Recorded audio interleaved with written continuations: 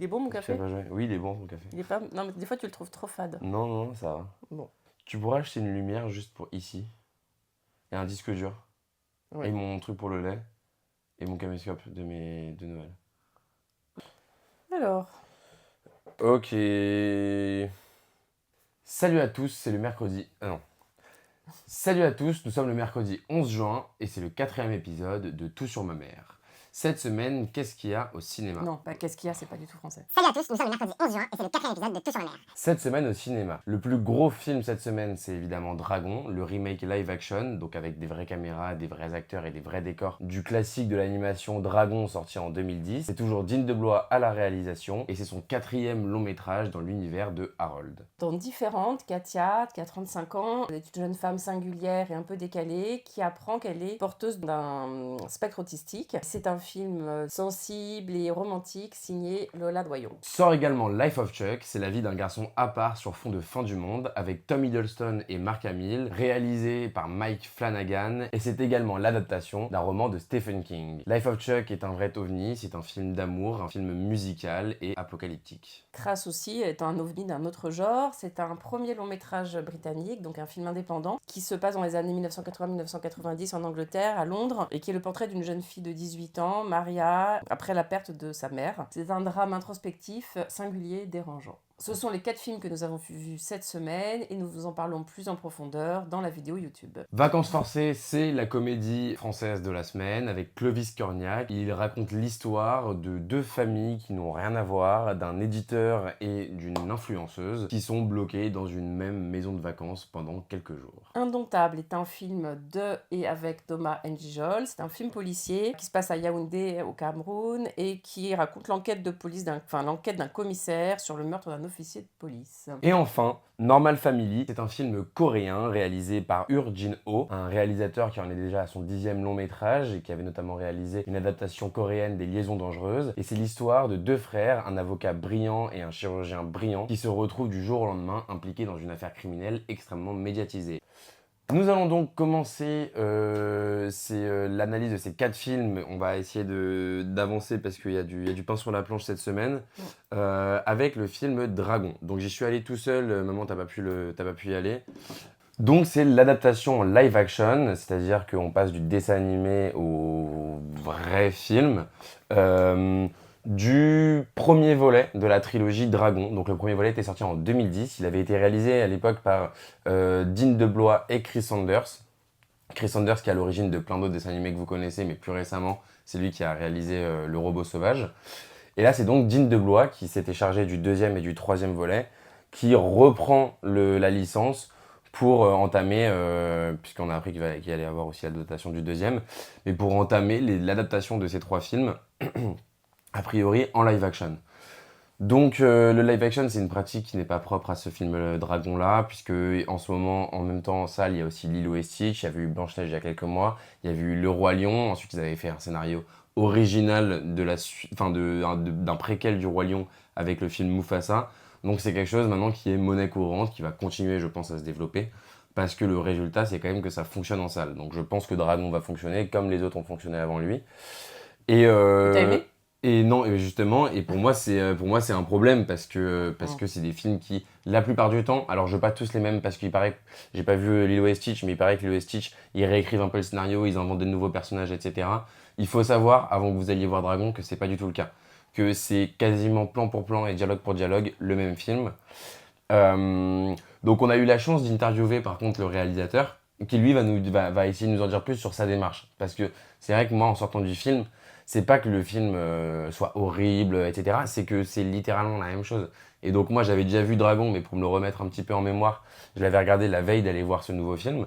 Et c'est vrai que c'est frappant, en fait. Même le plan de révélation du dragon principal, du dragon de Harold, c'est exactement le même. Et d'ailleurs, on peut déjà le voir à la bande-annonce.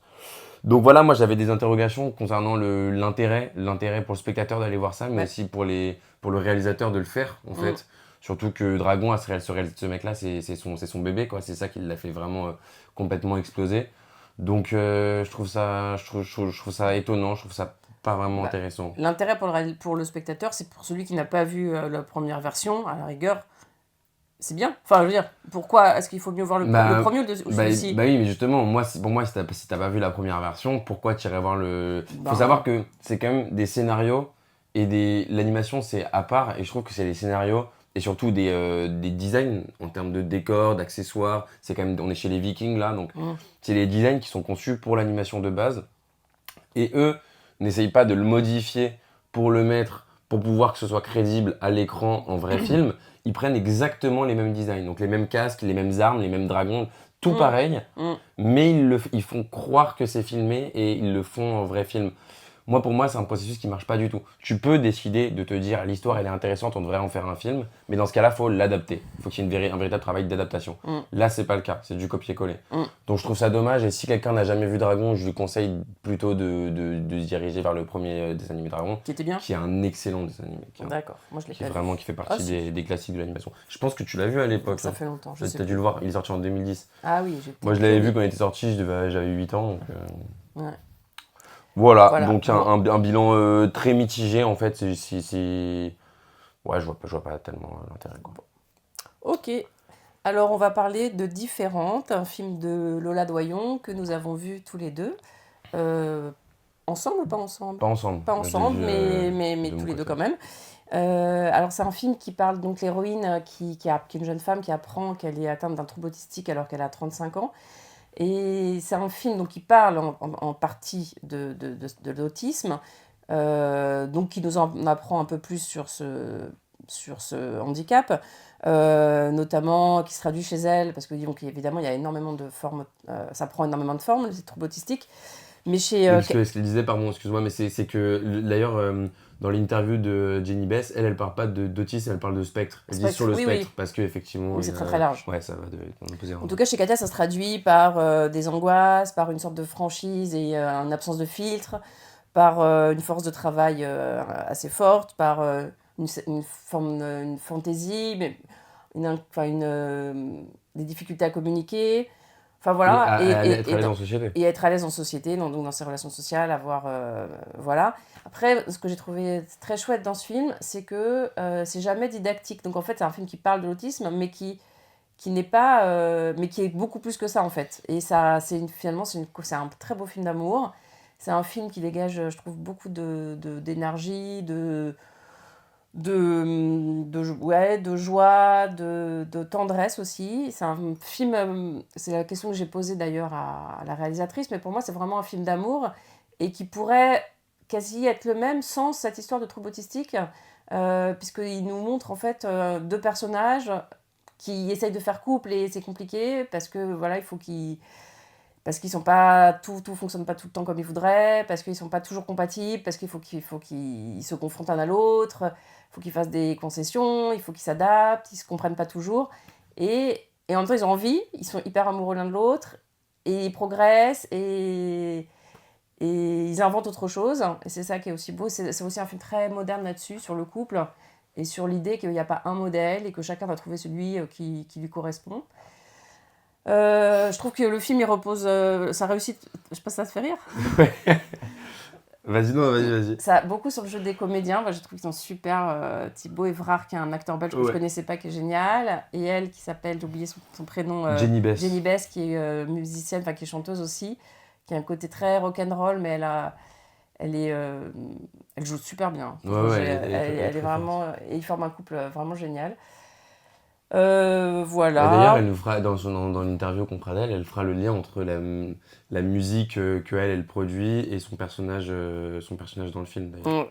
Donc en fait, c'est assez léger, c'est drôle, c'est joli, c'est un film qui met un feel-good movie un peu, ouais. mais intelligent et très sensible.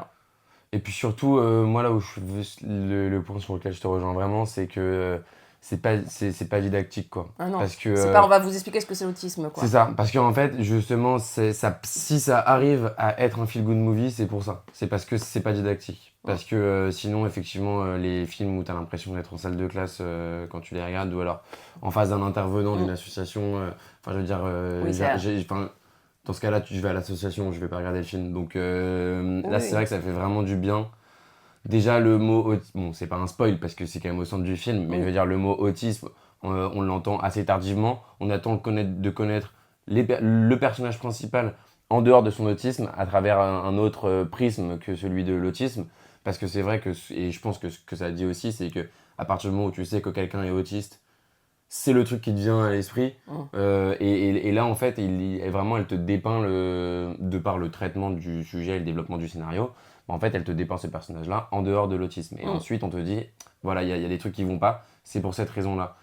Et du coup, c'est sympa parce qu'en fait, effectivement, au début du film, t'es juste plongé dans une histoire de couple, chez un personnage principal un peu atypique. Oui. Et je pense que ça permet déjà de lancer le film, et ensuite, t'as le truc de l'autisme qui arrive, et qui est juste en fait un truc en plus qui est hyper intéressant parce que effectivement, on te montre que l'autisme, c'est un spectre et que tu peux te placer n'importe où sous ce spectre-là. Et c'est pas parce que toi, tu vois pas que telle personne est sur le spectre qu'elle n'y est pas.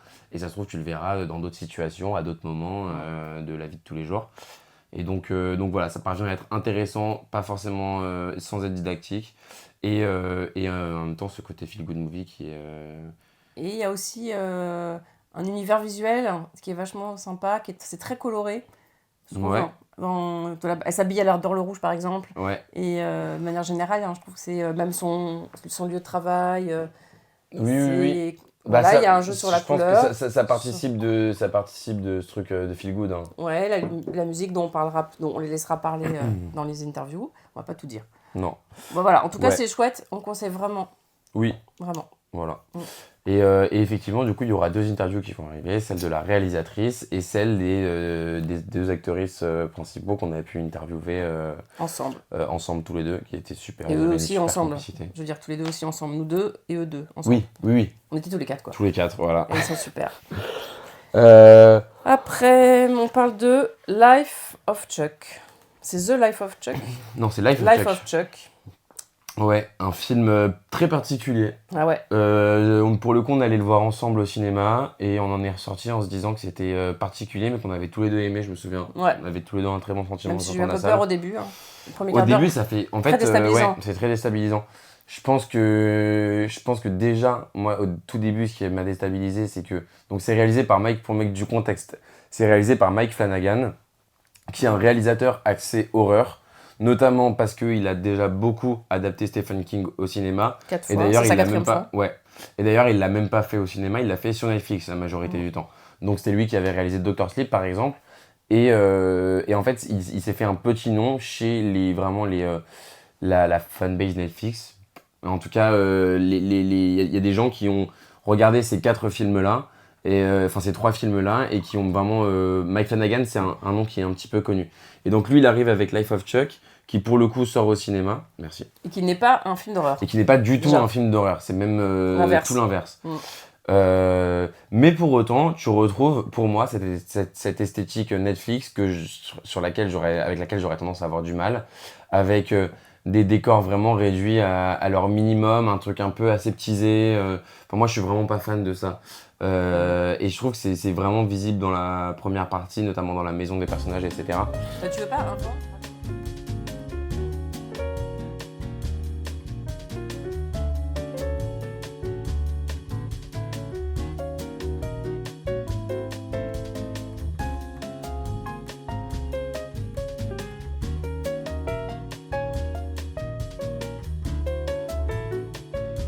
Moi, personnellement, c'est là où j'ai été vraiment happé. Donc on dit rien sur l'histoire. Pour moi, on dit rien sur ce truc-là. Parce que en fait, il y a des personnages différents. Tu commences pas avec les mêmes personnages que tu termines. Tu commences pas le film avec les mêmes personnages que tu le termines. Il y a beaucoup de choses qui se passent. En tout cas, pour justement rester en dehors de l'histoire et garder une sorte de suspense sur l'histoire pour vous, parce que moi je trouve ça important de pas trop en savoir sur ce film-là spécifiquement. Moi personnellement, j'ai plutôt parlé de la mise en scène, du mood, de l'ambiance, des acteurs, etc. Je trouve que c'est un film, c'est un gros feel, c'est émouvant, mais ça reste un feel-good movie. Il y a une scène de danse que moi je trouve incroyable, qui est filmée magnifiquement bien, avec une super musique. C'est juste un solo de batterie et Tom Hiddleston qui danse. Elle dure un bon 3-4 minutes. Moi je trouve ça génial quand les réals ils prennent vraiment leur temps et qu'ils se disent pas ok, là on a fait ça a duré 45 secondes, maintenant il faut vite passer à une autre séquence. Là il prend le temps, ça dure hyper longtemps.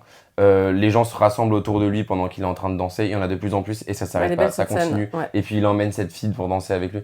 Et j'ai trouvé ça magnifique. Alors, je trouve qu'il y a vraiment un truc hyper joyeux qui se dégage. C'est presque un peu naïf, mais je trouve que c'est pas grave. C'est poétique. Ouais, c'est Et c'est assumé. oui, C'est-à-dire, c'est ouais, assumé. En fait, ça c'est qui est ça, chouette. c'est pleinement assumé. Ouais. C'est le mec, il est là, tout le monde est beau, tout le monde est bien habillé, il fait beau. T'as cette batteuse qui est habillée, qui est un petit peu, comment dire, hippie, dans un style hippie, et qui balance son solo de batterie, enfin, qui est génial. Il y a sa voix off qui décrit la manière dont elle, enfin, il y a plein de trucs, il y a plein de super idées en fait. La voix off qui décrit la manière dont elle joue et tout. Donc ça, je trouve que c'est, il y a plein de petits trucs comme ça, juste très, très beau, très sincère, et c'est pas grave si c'est un petit peu naïf dans le film.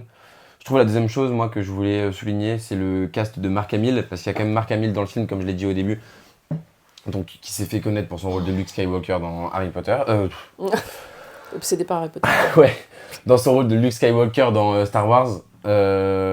Et qui depuis, même si nous on le voit pas, enfin personnellement moi je le vois pas, mais qui joue dans des films tous les ans en fait depuis Star Wars, je trouve que ce rôle, il a un rôle de grand-père, de sage, de celui qui connaît mieux, de celui qui a l'expérience de la vie, etc. Et je trouve qu'il a un rôle très émouvant et qui lui convient hyper bien, qui convient un petit peu à sa carrière d'acteur. Lui qui arrive maintenant sur ses, il doit avoir quoi, 60-70 ans, et qui a commencé et qui a pété tout d'un coup et du jour au lendemain avec Star Wars. Je trouve que ça fonctionne bien. Voilà. Ouais. Et Après, c'est voilà. pas un film dont. Enfin, moi, c'est vrai qu'on l'a vu à 3 semaines. J'en ai pas beaucoup de souvenirs. Plus même. Hein. Plus 1 mois, peut-être. Ouais. Bon, j'en ai pas beaucoup de souvenirs. Et en même temps, je suis sortie joyeuse et voilà. Et ça m'a fait du bien. Ouais, moi aussi. Donc, ça en m'a fait fait, du bien. c'est. Après, c'est un film grand public. On peut dire aussi qu'on peut aller voir avec des enfants. Tout le monde peut aller. Je Ah trouve, ouais. c'est vraiment un film Franchement, familial. à la limite, À 10 ans. ça reste un drame, mais il n'y a rien de cruel, il n'y a Ah non, rien non, de gore, enfin, il y a tout. c'est un film qui fait assez Hyper rêver. accessible. Ouais. Ouais, et puis, quand même, moi, c'est un film que j'irai revoir avec plaisir. Là, il va ressortir, si j'ai des potes qui vont le voir, je vais aller avec eux. D'accord. Alors que je l'ai vu il y a que 1 mois, mais je trouve que c'est un film qui peut se voir, se revoir, et qui suscite de. Enfin, pour le coup, qui est très intéressant. À l'inverse de Dragon, là, je trouve que c'est vraiment intéressant. Et puis un petit côté conte. À la fois, des fois, on est un peu dans Ouais, la science-fiction, carrément. on est dans le conte. Ah, carrément, ouais, ouais. Dans la comédie musicale, il flirte avec plein de genres. Ouais. C'est complètement. Ouais, effectivement. Ah oui, il y a un côté merveilleux, limite. Ouais. Ouais. Non, mais c'est le film à aller voir, voilà, avec des Oh. enfants, des ados. Tout. Et puis c'est original, tout simplement. Ouais. T'as pas l'habitude de voir ça, donc c'est agréable. Voilà. Alors, ensuite, on va parler de Crass. Alors, rien à voir. Alors, c'est un film, comme je disais dans la présentation, britannique, d'une jeune réalisatrice, dont c'est le premier long métrage. C'est un film quand même hyper singulier. Toi, t'as adoré. Pour toi, c'est le meilleur film que tu as vu cette année. Ouais, pour Carrément, moi, je suis dithyrambique aujourd'hui, mais ouais, pour moi, c'est pareil, il faudrait que j'aille le revoir, parce que c'est dur de dire ça après un visionnage, surtout que je l'ai vu avant-hier. Mais pour moi, c'est un chef-d'œuvre. Et voilà, je vais expliquer pourquoi, mais tu veux commencer ? Je vais vous raconter très vite l'histoire. Donc la première partie, ça se passe dans l'enfance de l'héroïne, qui s'appelle Maria, qui a 8 ans, et qui vit avec une maman qui est atteinte du syndrome de Diogène, donc qui accumule plein de choses dans leur maison, et qui fait les poubelles, et voilà. Mais elles se sont créées un univers, donc elles vivent en vase clos, vraiment, elles vivent complètement isolées toutes les deux, dans un monde un peu féerique qu'a composé la mère, très dans l'imaginaire. Et voilà, un drame va survenir et on retrouve l'héroïne Maria 10 ans plus tard dans une famille d'accueil avec une maman d'accueil, qu'elle appelle d'ailleurs maman. Non, ah non. Ah si, maman. Ah non, elle l'appelle Michel. Ouais, mais j'ai cru qu'il y avait une scène. Ah non, elle l'appelle Michel. Donc elle vit avec Michel, qui est une femme qui s'est extrêmement bien occupée d'elle comme de sa propre fille. Et donc elle a 18 ans et va surgir dans leur duo un jeune homme de 30 ans qui a été également accueilli par cette Michel, qui est infirmière mais famille d'accueil, quelques années plus tôt. Donc lui, il revient de manière temporaire vivre avec elle. Et donc le duo va se transformer en trio.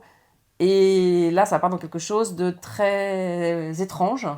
Très étrange. Et c'est un film qui explore un peu les traumatismes de cette jeune fille et qui essaye de rendre quelque part visuellement, ça qui est assez fort, des traumatismes intérieurs.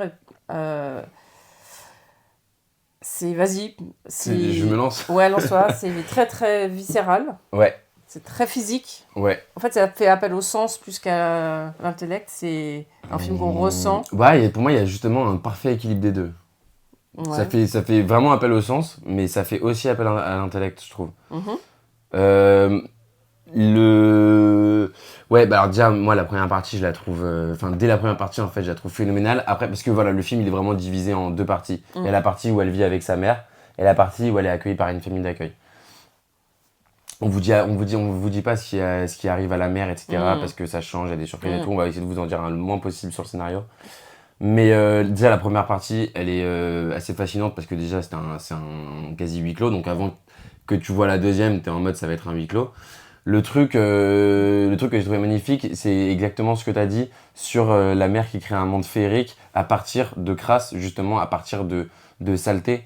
Donc en fait, chaque jour, t'as la fille qui revient de l'école avec son Tupperware, avec les emballages, donc l'aluminium et les pots de mandarine dedans. Et la mère, elle met un point d'honneur à ce qu'elle ramène tous les emballages dans la boîte pour pouvoir derrière en faire des décorations. Alors avec les boules d'aluminium, elle fait un sapin pour Noël, etc. Donc en fait, il y a vraiment ce truc où c'est de la saleté, et alors on te le cache pas, hein. C'est-à-dire on te fait pas croire que la saleté elle est belle, c'est dégueulasse, t'as des rats, c'est vraiment, on te cache pas ça, on te ment pas.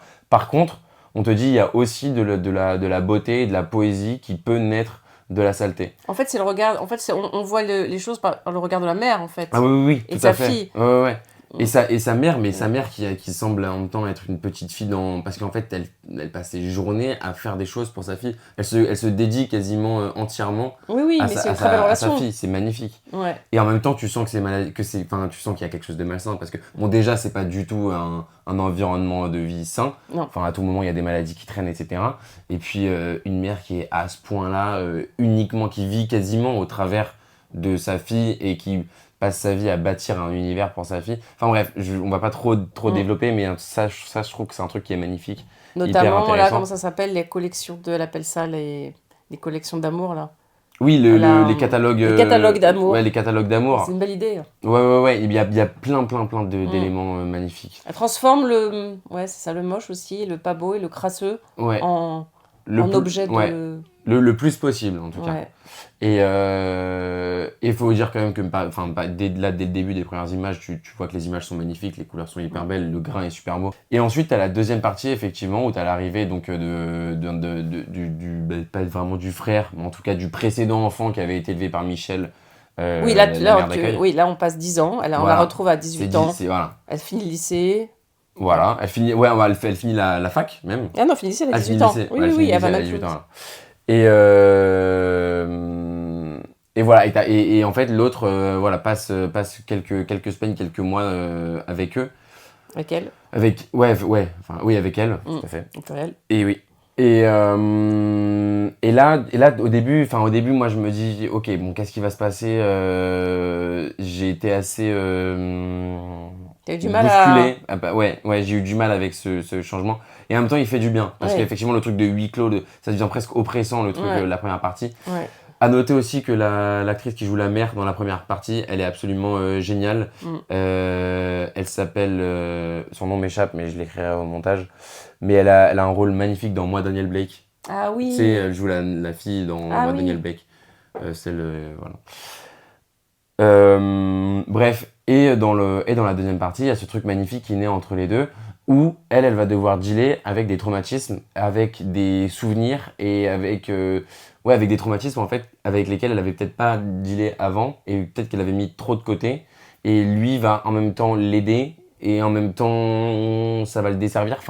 En fait c'est sa présence à lui qui va réveiller des choses enfouies en elle qu'elle avait totalement occultées, sans doute par protection, parce que je pense qu'on lui a rien dit de sa mère. Il y a une rupture brutale dans sa vie, et il y a des choses qui ressurgissent malgré elle, qui relèvent aussi du rapport aux choses, à la saleté. Il y a un truc sur les corps très fort dans ce film, sur les odeurs. En fait, ce que je trouve excellent, moi, c'est que ce qui lui revient, c'est en même temps des trucs qui sont hyper durs, des problèmes dont sans doute elle commence à se rendre compte que c'était des vrais problèmes. Parce que si tu peux pas, en fait, quand t'es enfant, cette fille-là, jusqu'à ses 8 ans, elle a vécu dans la merde quasiment. Et en même temps, elle va se souvenir de la beauté. Donc en fait, elle a en même temps des traumatismes à régler et en même temps un deuil à faire. Le deuil quand même d'une relation qui était sublime.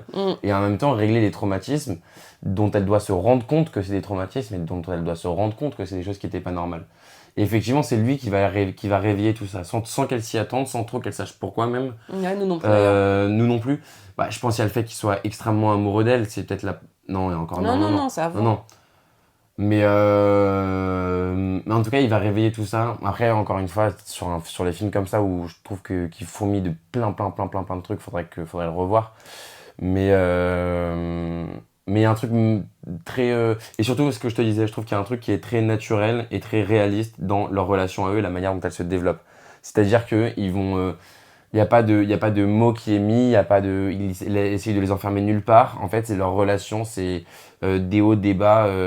Enfin, je trouve que les personnages sont très libres au sein du film qu'elle fait. Elle leur a laissé beaucoup de liberté dans son scénario et t'as l'impression que c'est presque incontrôlé. C'est vraiment des personnages qui vivent tout seuls. Et le film reste pour autant toujours canalisé avec ce thème-là, de la crasse, ce thème du traumatisme et du deuil, que je trouve hyper bien. Après, c'est un film qui est assez dérangeant, hein, qui peut vraiment heurter. Ouais. Parce qu'il est très, effectivement, organique, viscéral. On voit des choses moches.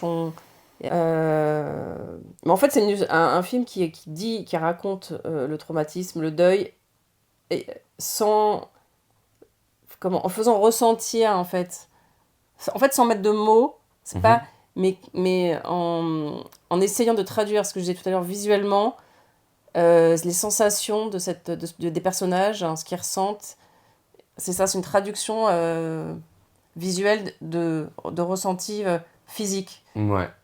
Alors d'habitude, dans les films psychologiques, on essaie d'expliquer le pourquoi du comment.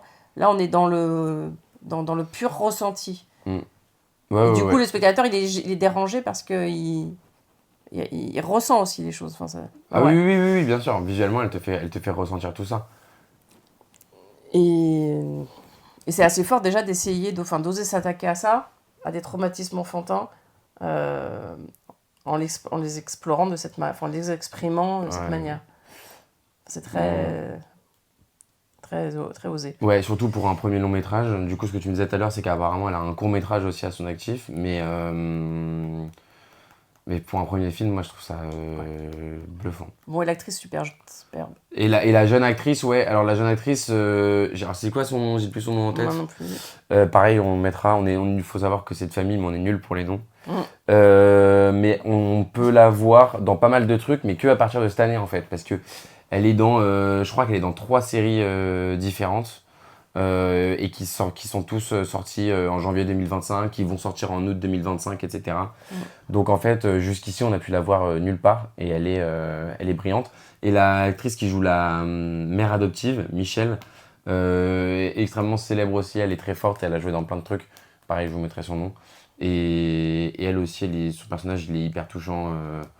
Oui, c'est un super beau personnage. Ouais, parce qu'en plus, pareil, elle met un point d'honneur à ce que tout soit rangé, et alors du coup, tu te retrouves dans l'inverse total d'à l'époque. Et en même temps, elle est d'une patience angélique, elle est et en même temps, voilà, totalement dévouée, et puis elle écoute. Elle aime vraiment ça. Ouais. Bref, moi j'ai un peu moins aimé que toi, je pense.